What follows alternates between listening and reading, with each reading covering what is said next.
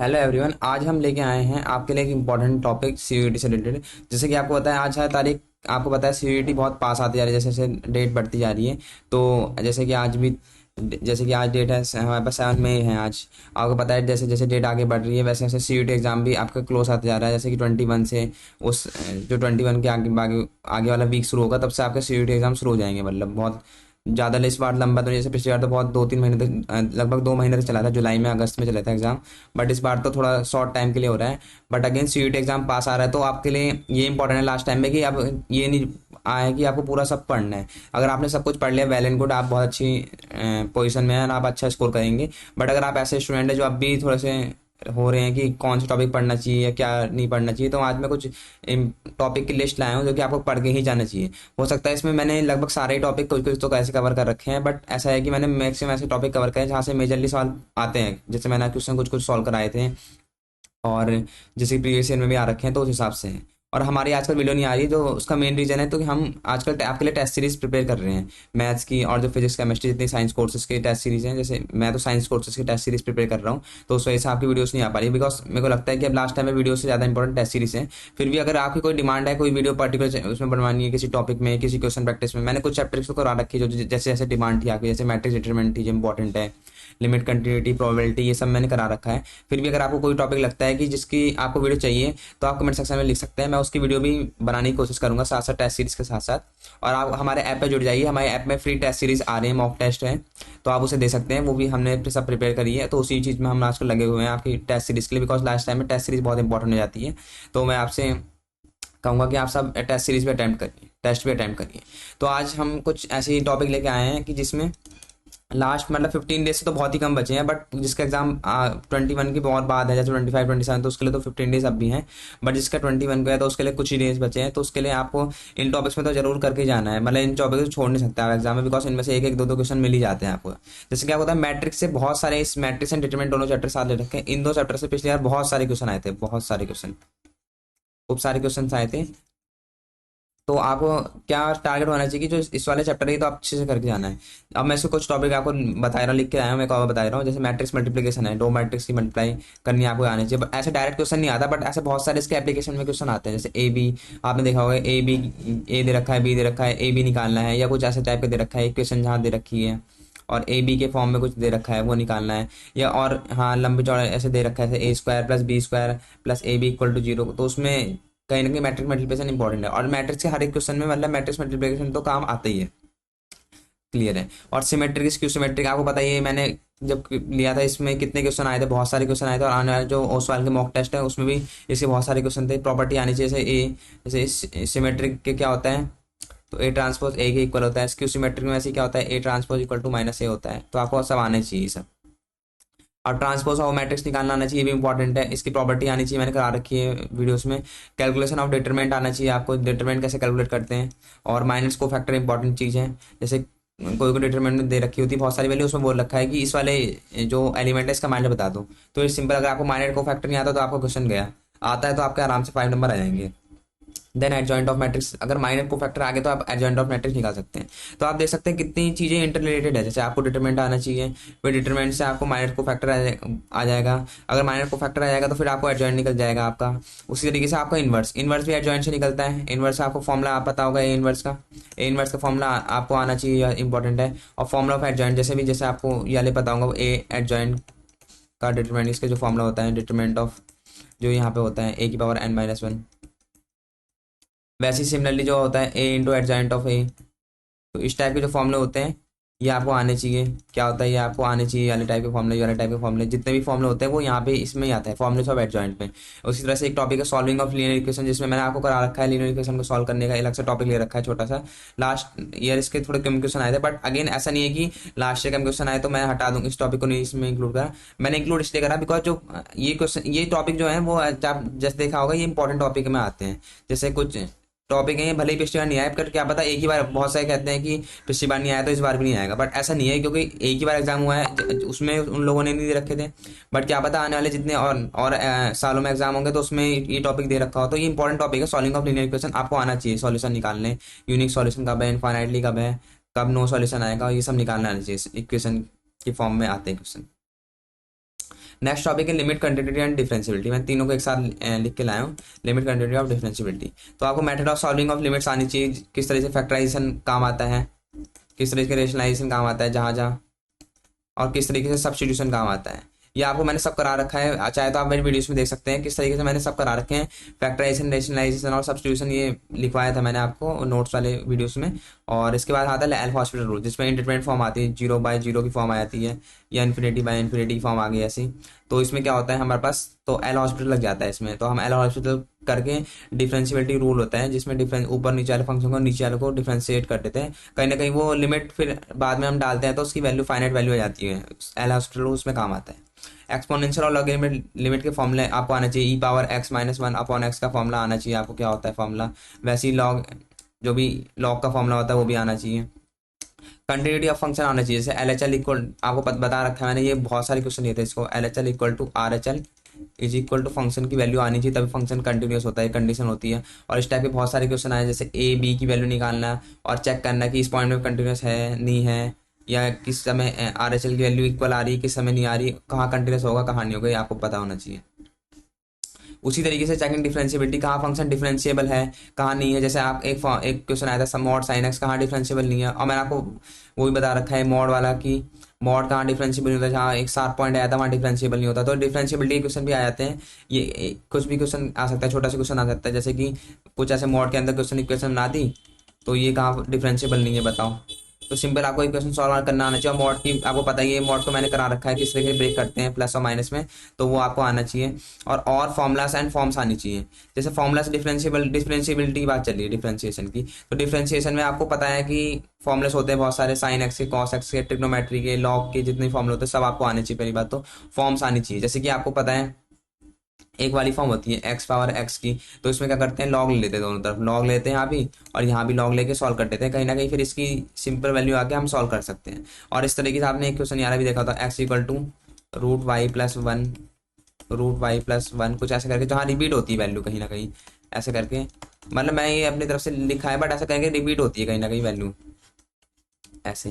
ये x equal to e⁻x करके चलते जा रहे हैं अप टू इन्फिनिटी। तो इसमें क्या करते हैं हम, x तो ठीक है लेकिन जहाँ से रिपीट होना शुरू करते हैं उसको भी हम यहाँ पे उसको हम y मान लेते हैं, तो उससे सॉल्व हो जाता है क्वेश्चन। इस तरीके जहाँ से रिपीट होना शुरू कर देते हैं उसे हम यहाँ पे x मान लेंगे, सॉल्व हो जाएगा क्वेश्चन।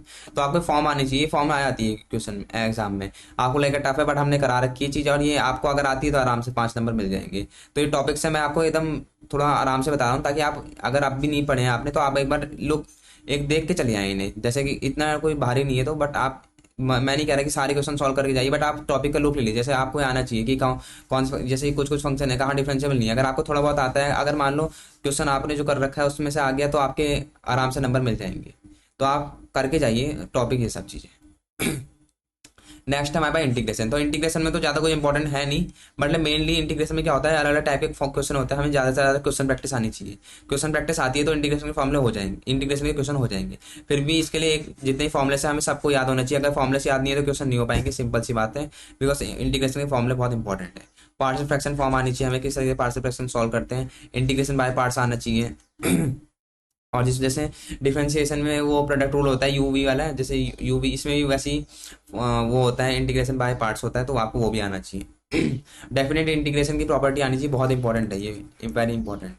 इसमें डायरेक्ट क्वेश्चन आ जाता है, जैसे कि एक वाली प्रॉपर्टी होती है जिसमें से -a से a होते हैं, जिसमें आपको पता होगा जैसे भी, तो उसमें क्या करते हैं ये प्लस ये -x करते हैं, तो कहीं ना कहीं वाली प्रॉपर्टी आती है, और ऑड इवन वाली आती है, ऑड इवन वाली। तो ये सब प्रॉपर्टी आपको करके जाना है, इसको किंग्स प्रॉपर्टी कहीं कोई कोई किंग्स रूल भी बोलते हैं, किंग्स रूल भी कहते हैं।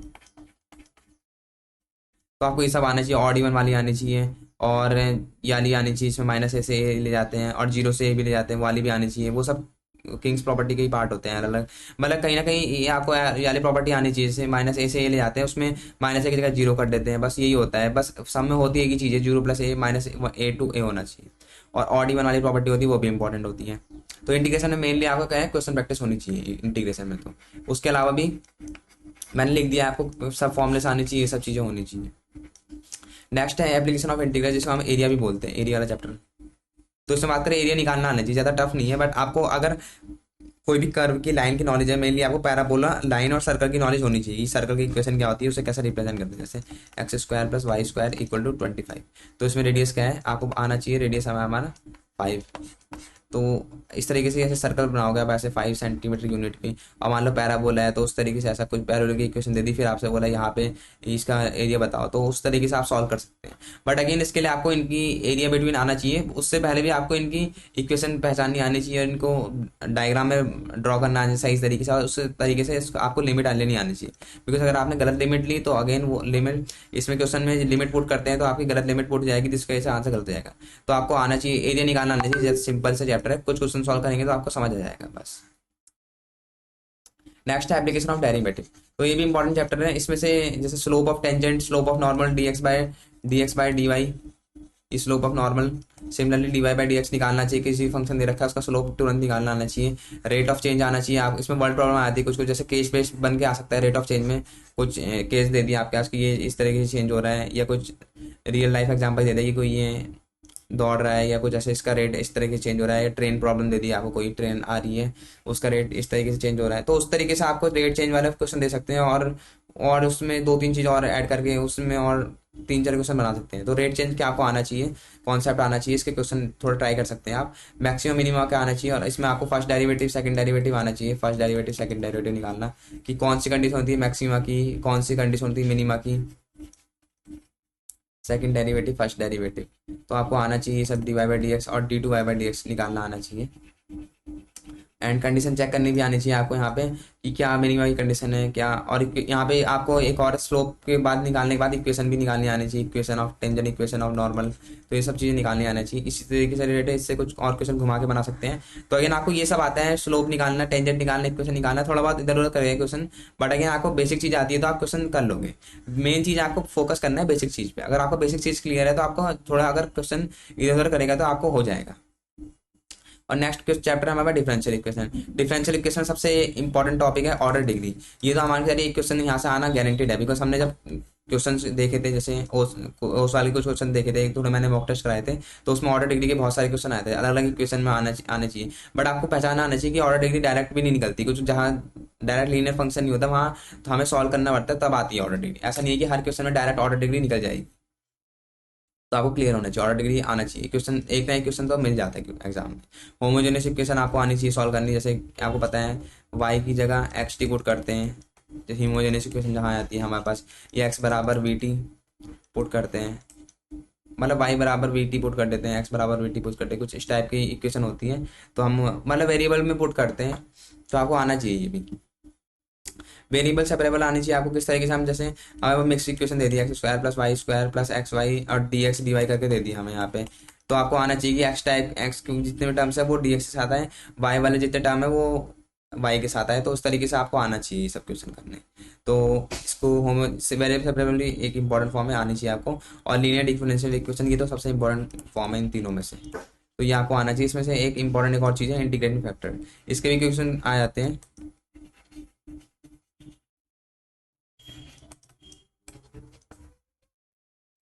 इंटीग्रेटिंग फैक्टर, तो ये भी इंपॉर्टेंट टॉपिक है। तो मतलब एक ये तो इंपॉर्टेंट है ऑर्डर डिग्री ये सब चीज़ें, बट ये वाले फॉर्म जो है मोस्ट इंपॉर्टेंट फॉर्म है, बिकॉज इसमें आपको इक्वेशन फॉर्म करनी भी आनी चाहिए और साथ में इंटीग्रेटिंग फैक्टर भी आना चाहिए। कभी कभी क्वेश्चन में डायरेक्ट इंटीग्रेटेड फैक्टर ही पूछ लेते हैं, तो आपको इंटीग्रेटिंग फैक्टर निकालना भी आना चाहिए। तो आइए यहाँ तक क्लियर है। नेक्स्ट है वेक्टर एंटिटी, एंड ये भी वन ऑफ द मोस्ट, जैसे मैट्रिक्स डिटरमिनेंट अकेला एक इंपॉर्टेंट चैप्टर है जिसमें से 8-10 क्वेश्चन आराम से आप देख सकते हैं एग्जाम में। वैसे वेक्टर स्टडी भी ऐसे चैप्टर है जहाँ से भर भर क्वेश्चन आते हैं और आसान क्वेश्चन आते हैं। आपको पता होना चाहिए कि यूनिट वेक्टर्स का मतलब क्या होता है। जैसे आपको पता है यूनिट वेक्टर का मेन क्या होता है, उस किस काम का आता है, डायरेक्शन दिखाने के लिए। और यूनिट वेक्टर निकाल सकते हैं, कैसे निकाल सकते हैं, v अपॉन इसका मैग्नीट्यूड करेंगे तो यूनिट वेक्टर मिल जाएगा। ये आना चाहिए। डॉट प्रोडक्ट आना चाहिए आपको, डॉट प्रोडक्ट जो होता है डॉट प्रोडक्ट आना चाहिए। क्रॉस प्रोडक्ट आना चाहिए, कैसे निकालते हैं। एरिया ऑफ ट्रायंगल किस तरीके से निकलता है, ये किससे निकलता है, क्रॉस प्रोडक्ट से ही डॉट एरिया ऑफ ट्रायंगल निकलता है। तो आपको ये भी निकालना आना चाहिए। एरिया ऑफ पैरेललोग्राम भी आना चाहिए। और डायरेक्शन कोसाइन डायरेक्शन रेशियोस आना चाहिए आपके, किसी कोई हमें इक्वेशन दे रखी है तो उसके डायरेक्शन रेशियो कैसे निकालना है ये आपको पहचानना आना चाहिए। डायरेक्शन रेशियो क्या है, पैरेलल वेक्टर जो होते हैं।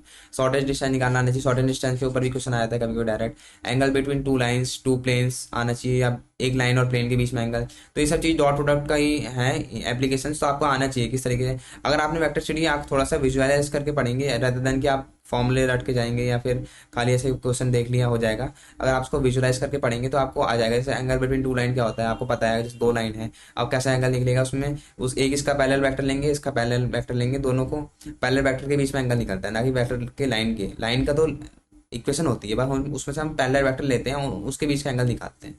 तो डॉट प्रोडक्ट क्रॉस प्रोडक्ट आना चाहिए, उनकी एप्लीकेशन है ये सब। तो टू लाइंस और दो प्लेन्स के बीच में, कभी कभी लाइन प्लेन के बीच में भी आना चाहिए।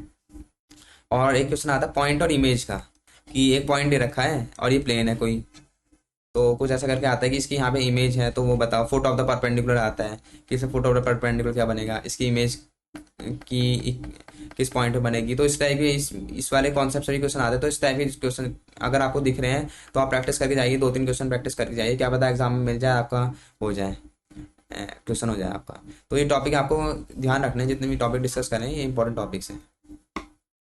नेक्स्ट है प्रोबेबिलिटी। प्रोबेबिलिटी में आपको बेसिक टर्मिनोलॉजी आना चाहिए। अगेन इससे क्वेश्चन नहीं आता, बट अगेन आपको जैसे क्वेश्चन में दे रखा होता है कि अगेन हमारे पास इवेंट है, ये हमने टॉस करा, हमें ये आउटकम मिला, तो आपको पता ही नहीं आउटकम क्या है, इवेंट क्या है, ये सब चीज़ क्या है, तो आप क्वेश्चन कर नहीं पाओगे। अगेन इसलिए टर्मिनोलॉजी जरूरी है। मैंने जो अपना प्रोबेबिलिटी का लेक्चर लिया था, आपके कुछ बच्चों ने डिमांड था कि प्रोबेबिलिटी करा दो, तो मैंने उसमें कराया था प्रोबेबिलिटी में, और उसमें टर्मिनोलॉजी बता रखी है बेसिक। कंडीशनल प्रोबेबिलिटी आनी चाहिए, जैसे आपको P of A given B, जैसे ए में कंडीशन आई थी कि हमारे पास ये इस कार्ड की प्रोबेबिलिटी निकालो, गिवन दैट ये कार्ड ऑलरेडी निकल चुका है। प्रोबेबिलिटी ऑफ किंग बताओ कि probability of S, probability of king हमें आपको बतानी है, और गिवन है कि हम एस ऑलरेडी हमारे निकल चुका है, या मतलब दो कार्ड हमारे कुछ निकल चुके हैं, ऐसे करके क्वेश्चन आते हैं। तो आई होप क्लियर है। और इंडिपेंडेंट इवन आना चाहिए, इसमें से क्वेश्चन आया था पी ऑफ, ये वाला क्वेश्चन बहुत देख रखा है बहुत बार आने के लिए, चांसेस बहुत बार हैं। P of A P of B मैंने क्वेश्चन सॉल्व कराया था, यार बहुत बार क्वेश्चन आया था वाला। बेस थ्योरम आनी चाहिए, इसमें से क्वेश्चन अगेन एक बड़ा टाइप का क्वेश्चन आता है, बट अगेन आपको बेस थ्योरम आती है तो बड़ा क्वेश्चन भी आपको बहुत सिंपल लगेगा एंड बहुत आसानी से हो जाएगा। टोटल प्रोबेबिलिटी थ्योरम आनी चाहिए, जैसे पी ऑफ ए जो होती है वाली क्या होती है वो आपको आने से मैंने करा रखी है। रैंडम वेरिएबल इंपॉर्टेंट टॉपिक है, रैंडम वेरिएबल से क्वेश्चन आ जाता है, और प्रोबेबिलिटी डिस्ट्रीब्यूशन से फॉर्म क्वेश्चन आया था, या इस टाइप के क्वेश्चन आते हैं जैसे एक्स रैंडम वेरिएबल की वैल्यू दे रखी है और उसकी प्रोबेबिलिटी दे रखी है। तो यहाँ पे 1 0 1 2 3 करके दे रखा है, यहाँ पे के स्क्वायर 7 के 2 के, इस तरीके क्वेश्चन होता है। आपको पता होना चाहिए इसमें क्या रूल लगता है कि सम ऑफ प्रोबेबिलिटी कितना होता है, यहाँ पे 1 होता है, सम ऑफ प्रोबेबिलिटी कितना होता है यहाँ पे 1 होता है, तो उससे के की वैल्यू निकल जाएगी। फिर इसमें वेरिएंस मीन वीन पूछा जाता है, तो ये केस बेस में भी आ सकता है। मान लो एक ऐसा डिस्ट्रीब्यूशन दे दिया आपको प्रोबेबिलिटी का, और उसमें के की वैल्यू पूछ दी, उसमें वेरिएंस मीन स्टैंडर्ड डेविएशन की किस वैल्यू पूछ दी।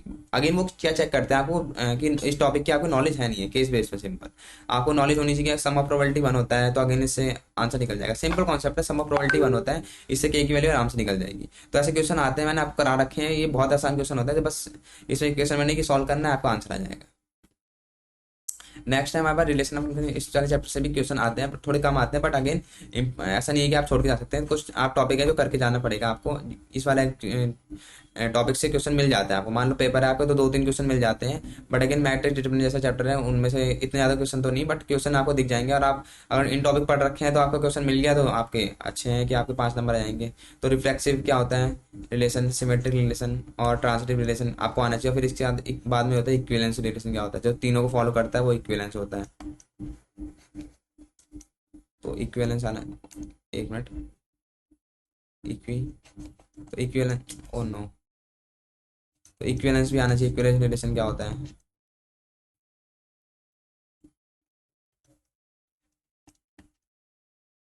तो यहाँ तक हो गया। और वन वन फंक्शन इंपॉर्टेंट है, ये 1 1 1 2 यहाँ से क्वेश्चन आपको दिख सकता है एग्जाम में, ये इंपॉर्टेंट है 1 1 1 2 कि कौन सा फंक्शन 1 1 है कौन सा 1 2 है, चेक करना आना चाहिए आपको। Inverse of a function find out करना आना चाहिए, मान लो कोई फंक्शन का इनवर्स निकालना है तो आना चाहिए आपको निकालना। Composite function f of g और जी ऑफ एफ आना चाहिए आपको, g of f x f of g x निकालना आना चाहिए। मान लो जैसे एक क्वेश्चन मैंने कराया भी था, जैसे वाई को बराबर ये एक्स स्क्वायर प्लस 7 कुछ मैंने ऐसे दे दिया आपको, और मान लो इसको एफ एक्स मान लिया मैंने, और जी एक्स है 8x। अब बोलेगा आपको जी ऑफ एफ एक्स निकालो, तो क्या है एफ एक्स की वैल्यू उठा के जी एक्स में पुट कर देनी है और आपको g of x F x मिल जाएगा। तो कंपोजिट फंक्शन का एग्जांपल है, कभी दिख सकता है आपको क्वेश्चन। और एक चैप्टर और इनवर्स ट्रिग्नोमेट्रिक फंक्शन, इसमें क्या है डोमेन रेंज पता होनी चाहिए आपको, जितने इनवर्स ट्रिग्नोमेट्रिक फंक्शन है उसको डोमेन रेंज पता होनी चाहिए। कभी डोमेन रेंज में ही डायरेक्ट क्वेश्चन पूछ लेता है, ये डोमेन रेंज पता होगी तो आपको बहुत सारा अलग टाइप के क्वेश्चन पूछेगा। जैसे कि कुछ ऐसे क्वेश्चन आते हैं साइन इनवर्स